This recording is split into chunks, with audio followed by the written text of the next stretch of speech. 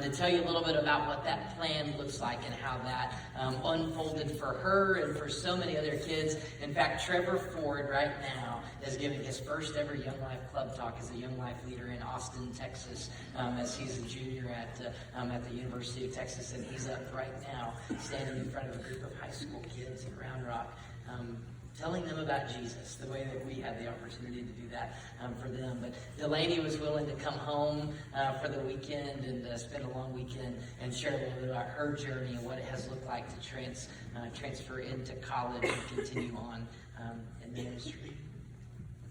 Well, hey, I'm Delaney Sansom. I'm a junior at Texas Tech right now. Reckham. I see lots of guns. I love this. Wow.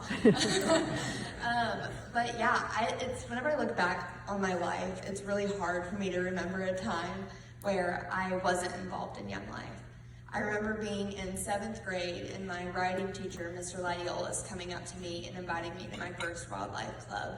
And he was one of the only teachers I had ever had that really knew me and knew my story. So I enthusiastically said yes to him, not knowing what I was getting myself into when saying yes that first time.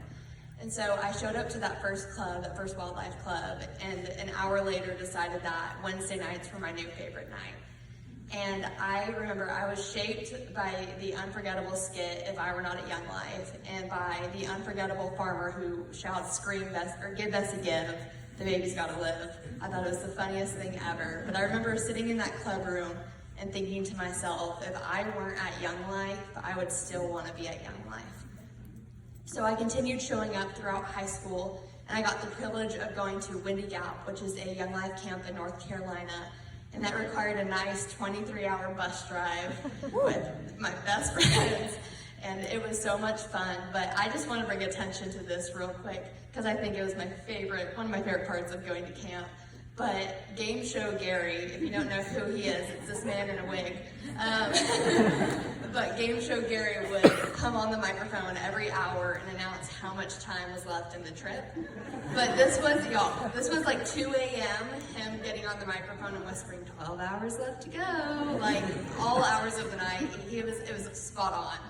But that week at Windy Gap, I also had my first one-on-one with God. And I remember sitting on the top of this hill next to the dining hall whenever they sent us out. And I remember looking up, we're in this beautiful canyon, and I remember looking up at the stars and thinking about how bright they were as I sat there and I talked to God. And there were these fireflies out that were just kind of adding to the twinkle and the magic of the night. And I sat there for a long time and talked with God.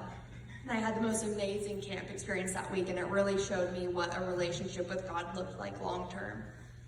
So when I came back from Windy Gap, I actually was offered the opportunity of being a wildlife leader and got to spend my next year loving and teaching middle schoolers all about Jesus. And I loved every single second of it. In my senior year, Josh led a campaigners group for seniors where he kind of eventually told me about what Young Life would look like for me in good old Lubbock, Texas. And so going 5 hours from home for me was really hard. Me and my mom are best friends. It was hard leaving her. But being in this unfamiliar town and being scared, a very familiar ministry found me on campus. And I started attending weekly college life groups, and I instantly fell in love. So my second semester, it was only fitting for me to go and start the Quest training program, which is the program to become a Young Life leader in Lubbock. In Quest, I asked Josh if I could add this in because it's funny to me, but Quest stands for Quality Encounters and Some Training, which, yeah, thank you. But we don't do Quest in Kerr County. We're all about training. Yeah. And I think it's so true that Young Life is this big ministry about these quality encounters. Josh just hit perfectly on all of that. But I went through the training process and I submitted an application, and an interview later I got the call that I was going to be a Young Life leader at Coronado High School, where I currently lead. And let me tell y'all, I have loved getting to know so many high schoolers in Lubbock, Texas. They have let me walk hand in hand with them, and it's been one of the most amazing things ever. But that summer after I was placed, I actually got another privilege with Josh to go and take a group of Kerrville girls to camp at Frontier Ranch. And some of them are down here, and I love them to death. And they let me, who was a stranger to them at the time, it was a very last minute thing, they let me into their lives, and they let me love them, and they loved me back. And they helped me through one of the hardest times of my life, and without knowing it. But so I came back from camp with them, and we still have this amazing relationship, me and all of my girls. But I got back up to Lubbock, and I since then have once again gotten to lead at Coronado High School and gotten to know so many girls, and I've gotten to have these one-on-one Sonic dates with them. And I've gotten to see them succeed so well in sports and academically, but I've also gotten to walk hand in hand with them in the hard things and the pressures that come with high school.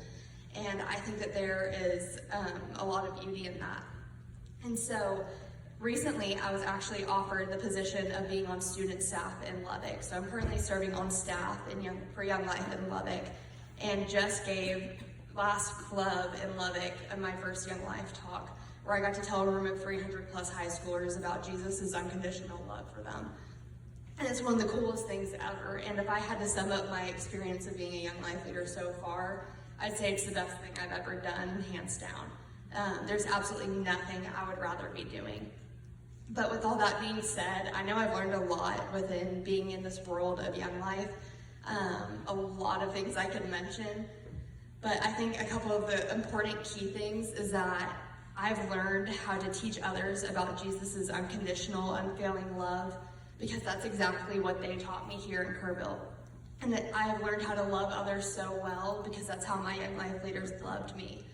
And amidst all of this, while I'm still growing and learning and young and dumb and all that kind of stuff, I know that I have Young Life behind me, taking every step with me. And so with all that being said, Young Life really is my home away from home and always will be. But yeah, thank y'all.